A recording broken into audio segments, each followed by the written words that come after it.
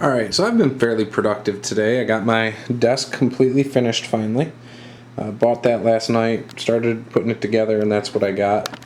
I also got my new chair put together, so you can see it. I got to take down the wallpaper, and I need to paint the room still.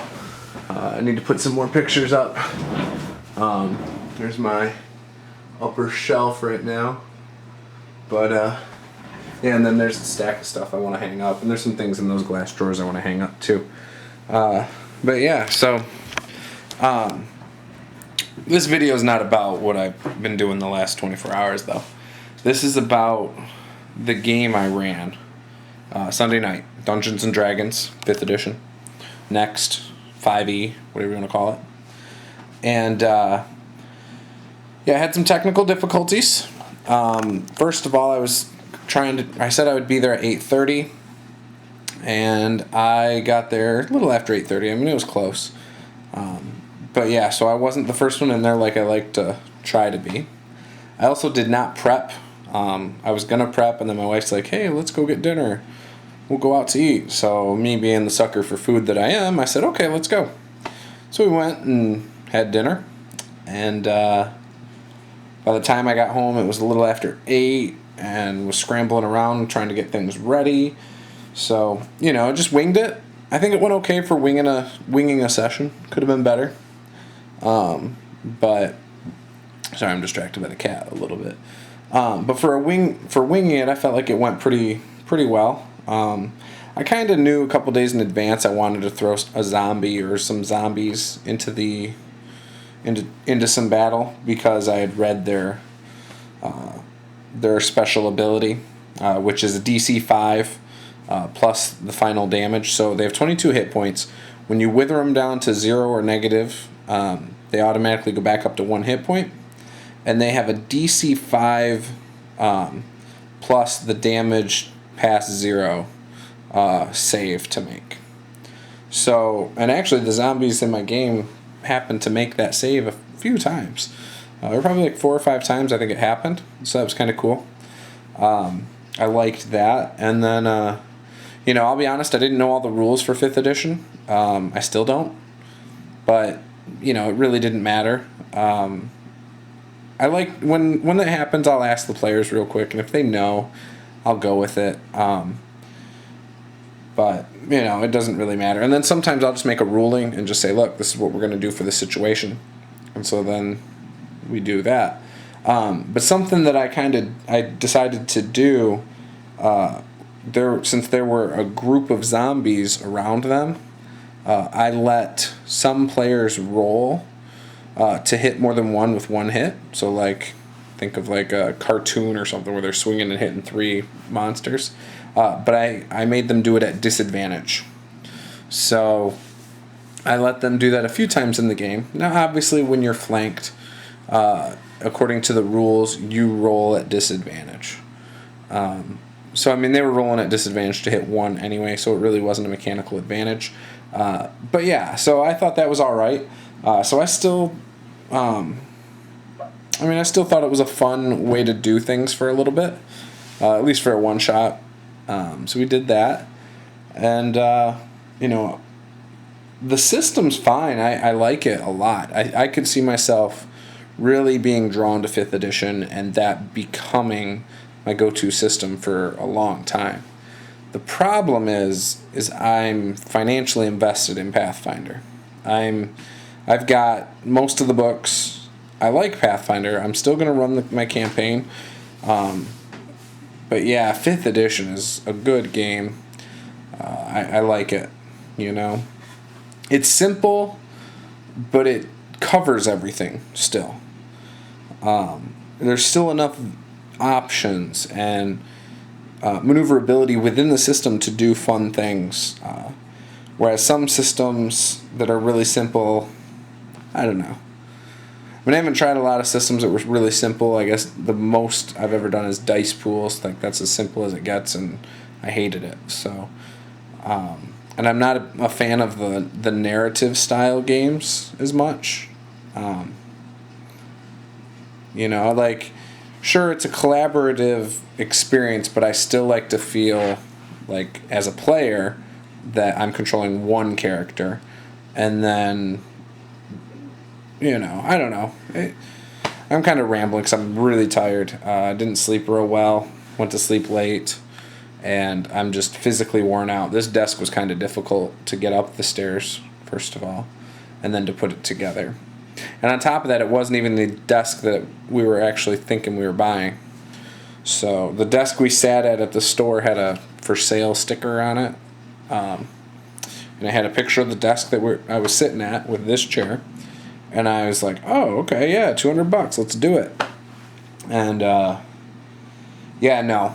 We ended up, and I didn't know it until after I ripped the box open and got it half together last night. So that was kind of frustrating. But whatever. I mean, it's a nice desk. I really like it. Still the right color. It's really close to the other one. The other one was a little bit bigger. This is a 60-inch. That was a 70-inch. 70 by 70. This is 60 by 60. And ultimately, I mean, I got enough storage now for work. That was my biggest concern. So. But, so anyways, so the D&D game, it started off with them in a tavern, and I was doing a few things. One, I was trying to think what I wanted to do with them as players. I decided to start them off in an establishment. I don't call it a town, because it's not a formal town. It's just a place where a bunch of outcasts started building up buildings and made it their own little thing. Not a lot of people there. There's a tavern, a couple houses, but, not a lot of people. And the tavern's really small, like 2-3 tables, nothing major. And it's like it's where like the monster race type people go that aren't the stereotypical monster races. So, you'll have goblins, orcs, and things like that, but they're not wanting to pillage people. They're not trying to go and raid farms or anything. They're pretty civilized. And it's a fairly safe establishment, and they all look out for each other like one big family. So that was the idea of this establishment. Now, so while I started the session, I wanted to see how much RP the players wanted to do. So that was the number one thing I was trying to find out. So one, I did a round robin. I asked everyone, hey, what do you hope to get out of this experience? This is out of character. And, so they went around and said their spiel. And then because, you can always ask someone what they want, but their actions speak louder than words. So then I said, okay, cool. You guys can RP or whatever, blah, blah, blah. So while they were doing that, I was looking up what I wanted to do monster-wise and things like that. And I was jotting some things down on my piece of paper. I have a DM tracking sheet for the new D&D that I think I got from the D&DNext Facebook page. But anyway, so while they were all doing that, I was listening and scoping out the level of RP they were doing. And then when I thought there was some silence, I said, okay. So I jumped into it and I introduced a barmaid bringing some drinks over. And they all ordered another round of drinks. And so the two, Frank's character, which is Melik, I believe, and Andrew's character, Theo, were hitting on the barmaid. And I think Mitchell's character tried to as well. Or somebody else's character, I think, tried to. I don't know. I can't remember. But yeah, it was a clear advantage for those two, with the lean towards the Drow because she was a Drow. Or Dark Elf. I don't call them Drow. In my homebrew world, Drow are something completely different. They're still Dark Elves, but they're evil. And Dark Elves, which look exactly the same as Drow, are not the same, and they're not even from the same part of the world. So, or same parts of the world. Because obviously, in my game, Drow are underground, like normal. But Dark Elves are surface dwellers. And actually are Dark Elves from rainforests and things like that, which is where they started. So anyways, so when we were doing this, I could tell who was gonna be. Well, I think there was some hesitation by people too, because we decided to use the mute button, and Andrew talked about this a little bit in his video. And so it makes a delay because everyone's afraid to talk over another person. Plus, there is a natural delay in the sound. So, for instance, I couldn't hear anybody unless, or I would hear somebody talk, and it would stop. And so I'd go to talk, and apparently they were already talking, and so it would talk over them. And I feel like I felt like it was a 4-second delay, but it was probably only like a 1 or a 2-second delay. So that made things a little difficult for me. And then. Yeah, so after I was kind of feeling them out, I figured, okay, let's get this show on the road, because I could tell things were just kind of stagnant. So I said, all right, let's get the show on the road. So I had a goblin bust in and tell them that, oh my gosh, the zombies are back again, or something like that. Or a zombie's back, or something like that. Or another zombie, I don't know.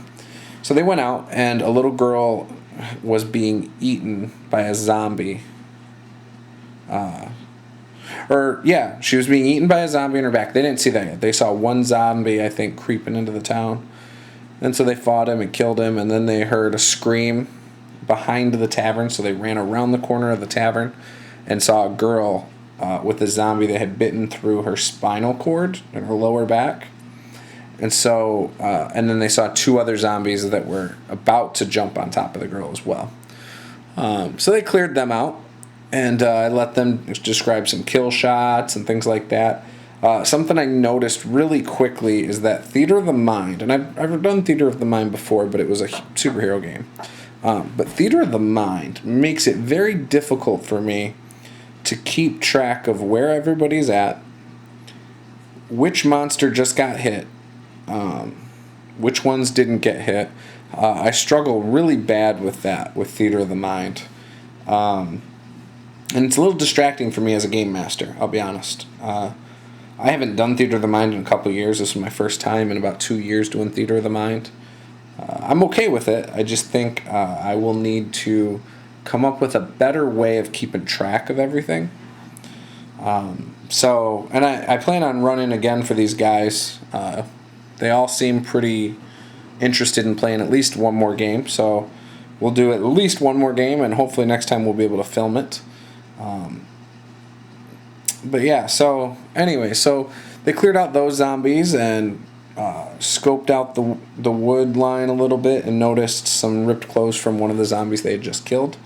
They had 3 options. They could go and to seek out the zombie issue at the cemetery, because they even asked. They said, so would we know of any local cemeteries or where these zombies might be coming from? So I gave them that there's a cemetery. And I said there's 3 ways you could go. You could go direct path through the woods, which would be difficult terrain. You could probably go the quickest way, which would be along the water line, or you could go probably the safest way along the road, which takes you out of the way and up into it.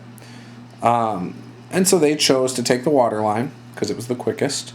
And as they took the water line, they strayed away from it for a second and saw 8 zombies. So when they saw the 8 zombies, they came up with a plan. And I could have swore the plan was to just distract the zombies to another direction and just go.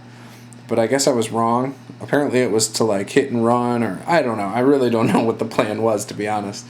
I just know when things started off okay with the sorcerer distracting the zombies away from where they were going. Which they were just kind of mulling about, but when the sorcerer ran near him, they started following him. And as they were following him, the other characters were trying to do stealth, and our cleric Thorin was not very stealthy. His chainmail was clanking. So the zombies noticed him, and they all started going towards him, and he was still 80 feet away. He was still fine. So then, all hell broke loose. Some people were hitting and running. Some people were in melee action. And other people were wanting to flee. It was just crazy. It was funny, though. And they were arguing back and forth across the battlefield about what the plans were actually supposed to be and who wasn't following what plan. And yeah, so it was pretty funny. But they ended up taking care of the zombies, which was fine. And they got to the cemetery, where they noticed the gate was busted down and some of the fencing was broken. Now, I did early on tell them that zombies have come into this little establishment a few times over the last few months, so you can probably discern that, the zombies had broken either the gate or the fence, and, as zombies find their way out of it, they've just wandered away to different areas, and into the establishment, for example. Zombies are stupid, so they don't necessarily try to find a way out of a cemetery. They just mull about until they see something interesting. And I also hinted at the fact that there were no animals anywhere near. Once they started straying away from the water, they noticed there weren't any animals. There were no birds, no deer, nothing. No animals whatsoever. And I think one of them made a knowledge check for nature or something, and realized that, it must be because animals sense danger because of the zombies or something. So that's kind of what happened with that. And, so they got to the cemetery. They didn't really see too much except for a lot of upturned graves, 40 or 50. And as they inspected the mausoleum, they noticed the front door of the mausoleum had chain wrapped around it. It wasn't locked, it just was wrapped. The players were skeptical to go inside, and they decided to look for windows on the outside. And as they were looking around the building for windows, the ground caved in on the back side of the mausoleum. And one of our players at least, managed to stay up on ground. When the other players came back around to see what was going on, I made them roll a save as well, and one of the players ended up falling down into the hole, which was about 10-15 feet. He was a human. I think he was a human. No, the first one was a human, so he had to drop a torch down there. That's what he did. The second one was our Thorin, who was a cleric, half-orc cleric. So he ended up scoping things out while he was down there, and saw an open grave with a skeleton with ceremonial armor, a shield, and a sword with his arms crossed. And as he got close to it, he didn't really seem to notice much, and turned around and told the players things looked pretty clear. I also gave them the information that they would know that this culture, at least here, they bury their noble and warriors in the mausoleum. So the noble people and their old great warriors are in the mausoleum. Common folk get buried outside, underground. And the idea is that the underground mausoleum is more like a shrine to great people, basically. So as he turned around, the other players came down, and one of the players saw the skeleton step out of his thing, because the door had fallen off and cracked, because it was like a vertical one. But he saw the skeleton come out and swing at Thorin. As it was swinging, he decided to intercept it and attack. So I allowed it, and the battle ensued. And there were 8 skeletons that all the players ended up eventually taking out. And as they took them out, a few zombies actually fell into the hole down there with them. And our barbarian, Michael's character, Alexander, jumped up with his spear and kebabbed him through the ground. So I made him do an acrobatics check. He didn't like that. He wanted to do an athletics check. I said, nope, acrobatics. He's like, well, I want to do athletics. Nope, acrobatics. So, but anyway, so he skewered him, and then they were going to go out the front door, but they realized the door was locked. They remembered they left a rope hanging down through the hole, so they went back to the hole, and I guess the front door wasn't locked, but it was wrapped with chain on the outside, so they couldn't unwrap it. So they climbed up the rope out of the hole and went back to town. Oh, sorry. And the thing that was triggering it, they found out what was triggering the undead moving around and stuff. There was a glowing green crystal at the end of the hallway. It was on top of an altar, and it was actually placed on top of what would normally be used to hold candlesticks. But this glowing green crystal, they slammed on the ground, and it smashed.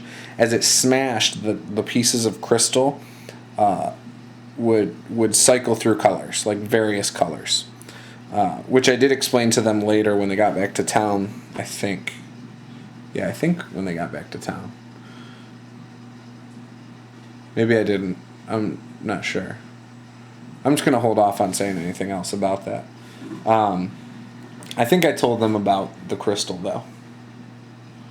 Maybe I imagined it, or maybe it was part of, like, thinking about prepping for the next session.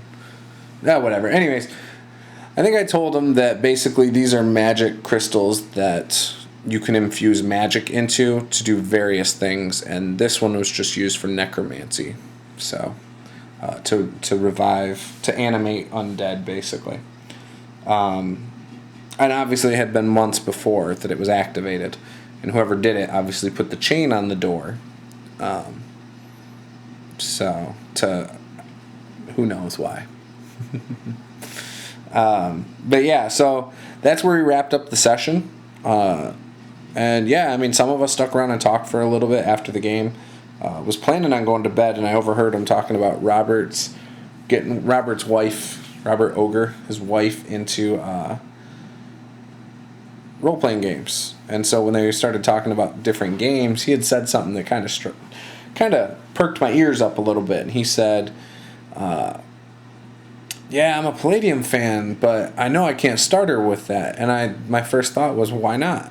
You know, I'm a huge Palladium fan, and that was the first thing I started on, and still to this day is the one game that I feel like I can run like the back of my hand, or at least understand like the back of my hand. I probably wouldn't want to run it unless it was Palladium Fantasy or Rifts, to be honest.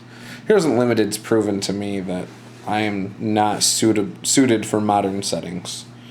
I need things that are a little bit simpler for me. And I've discussed why I think modern settings are difficult for me. Some people are great at running them. I think it overwhelms me for some unknown reason. But yeah, so then they were talking about Savage Worlds, so I gave a rundown of how it works, because I think he hadn't played it yet. And so I said, honestly, I don't know if I would start your wife with Savage Worlds. And I gave my reasons. And it's a simple system. It's just there's a lot of different things. I've said this before in other videos, you got the cards for initiative, you have the cards for your bonuses that you get in play, you get bennies, you can earn bennies, spend bennies for various things. You get a wild die as well as your normal roll. You can do a raise, which means you rolled really well, so then you get to do extra damage, for example. You can also explode dice. I mean, there's so many different things, and while that's pretty much the basis of the game right there, it's simple. It's just there's a lot of different things, and so especially in play when you're like, okay, yeah, when they say, oh, roll this or roll to hit, it's like, okay, as a new player, like, okay, yeah, that's a wild die, and what's my fighting? Oh, wait, but I'm throwing this, so never mind, it's not my fighting, it's this. Okay, yeah, boom. There's just a lot of things. Oh, crap, I rolled low.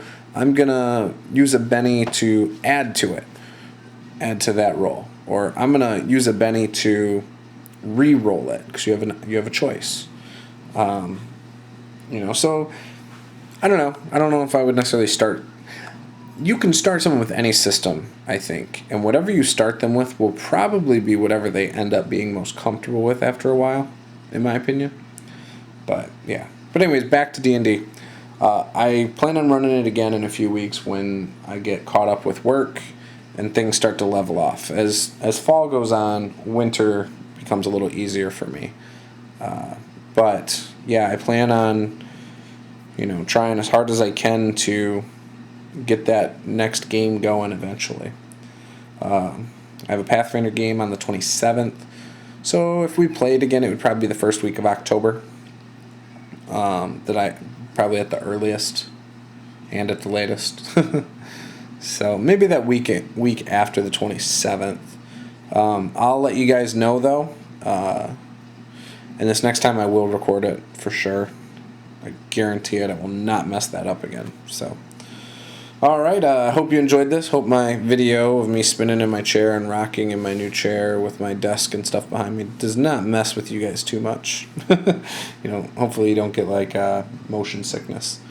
But yeah, so that's it. Hope you enjoyed this video. Be sure to like, comment, and subscribe. Share it with your friends, and be sure to check out our next D&D video as well as our next D&D game. And hopefully we'll have a live chat this Saturday night. So those of you interested in doing a live chat, look for it this Saturday. Thank you. Bye.